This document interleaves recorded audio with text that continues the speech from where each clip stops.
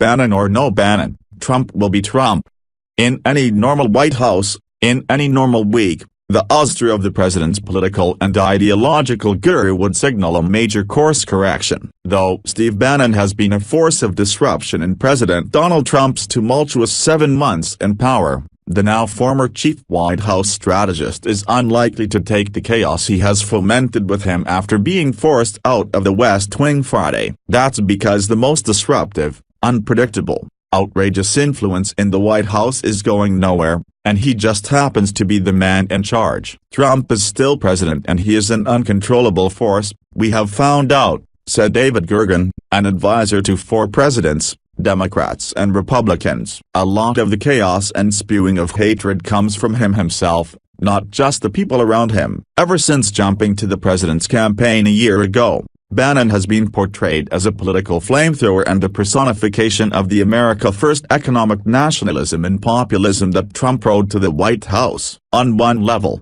his exit is a victory for the generals Trump has gathered around him, including John Kelly, his new chief of staff, and H.R. McMaster, the national security advisor, who have battled to impose order and continuity on Trump's governing process and foreign policy as pandemonium raged. One administration was clearly not big enough for Kelly and Bannon, and sources have told CNN that Trump had grown irritated with his chief strategist's outsized media profile and reputation as the intellectual guardian of his political project. Yet photos of Kelly, staring helplessly at his shoes Tuesday as Trump drew new equivalencies between white supremacists and counter-protesters in Charlottesville, told their own story. Kelly may be able to impose order and to oust the most disruptive elements of Trump's White House staff, but corralling the unruly president who resists discipline and control and who blurts out inflammatory statements and sets Twitter alight on a whim is another. Bannon has often been seen as a link between Trump and the alt-right,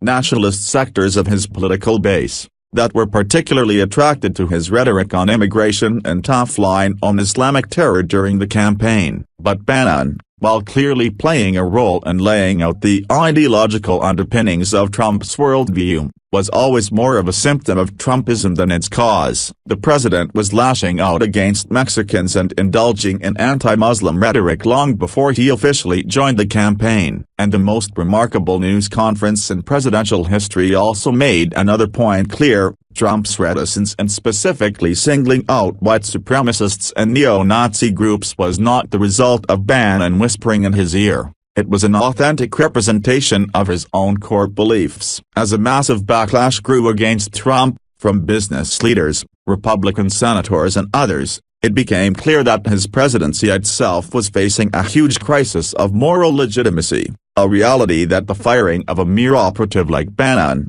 who has been at the fringes of Trump's team during the president's politically disastrous 2-week working vacation, would do little to change. After his ousting Friday, Bannon spoke to the Weekly Standard, making a pointed case that the Trump presidency that his brand of populist, right-wing conservatives helped make possible is now over. We still have a huge movement, and we will make something of this Trump presidency, Bannon told the Weekly Standard. But that presidency is over. It'll be something else, and there'll be all kinds of fights, and there'll be good days and bad days, but that presidency is over. The departure of the Rumple chief strategist provokes questions that could shape the Trump presidency going forward. One effect could be to consolidate the White House's political message more fully under the control of Kelly and any future appointees. His absence could allow Kelly and McMaster to rein in conflicting strands of Trump's foreign policy. Bannon's comment, for example, this week in an interview with the American Prospect that there was no military solution to the North Korea nuclear showdown undercut the president's rhetoric and caused deep confusion among U.S. allies in Asia.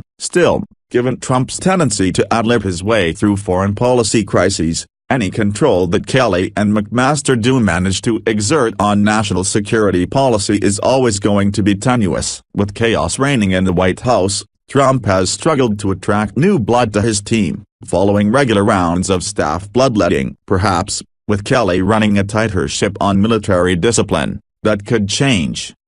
Kelly is getting control of the staff. Now we will see who he can attract in, Republican political consultant Rich Galen said on CNN. For months, The conventional wisdom in Washington has been that Trump would be loath to let Bannon go because he fears his slash-and-burn political tactics could be turned back against the administration itself. But there is also anxiety among those who work in the intellectual engines of Trumpism that Bannon's demise could see the president transformed into a more traditional, moderate politician. This would be especially the case if Bannon's exit leads to more power for Trump's daughter Ivanka and son-in-law Jared Kushner and White House economics supremo Gary Cohn. Bannon's former home, the conservative website, Breitbart, was quick to declare war on the Trump administration following Bannon's firing. The group's senior editor-at-large Joel Pollack warned that Trump could share the fate of another outsider candidate who disappointed his followers and turned into a liberal. Former California Gov. Arnold Schwarzenegger. Steve Bannon personified the Trump agenda. With Bannon gone, there is no guarantee that Trump will stick to the plan, Pollack wrote. His comments were a signal that any softening of Trump's political persona would spell trouble for the White House. I think they are going to go to all-out war with what they perceive to be the West Wing globalists and really go after Jared and Ivanka and Gary Cohn and Don Jr., said Kurt Bardella, a Republican strategist and former Breitbart executive. It did not take long for Bannon to end up back at Breitbart. The website said Friday evening that the man it described as a populist hero had returned to the company as executive chairman and had already chaired an editorial meeting. His new perch will allow Bannon to pursue the feuds he waged inside the West Wing and license to push his key issues, including a crackdown on what he sees as China's trade abuses and the economic plight of white working-class Americans. I think that Bannon is going to try to paint the narrative that the person that his audience voted for has been co-opted by these West Wing globalists, Bardella said. Still, a White House ally of Bannon told CNN's Jeremy Diamond on Friday that the now former chief strategist did not want to go to war with Trump. That's not where Steve's head is at, this source said. He's been fighting for the exact same things that the president has been fighting for. The source quoted Bannon as saying, "I want Trump to succeed." That could lead to Bannon going hard after his former enemies in the West Wing, but staying publicly loyal to Trump, in a way that would allow him to emerge as a private counselor for a president who is known to trawl a wide range of former associates and colleagues for advice and support.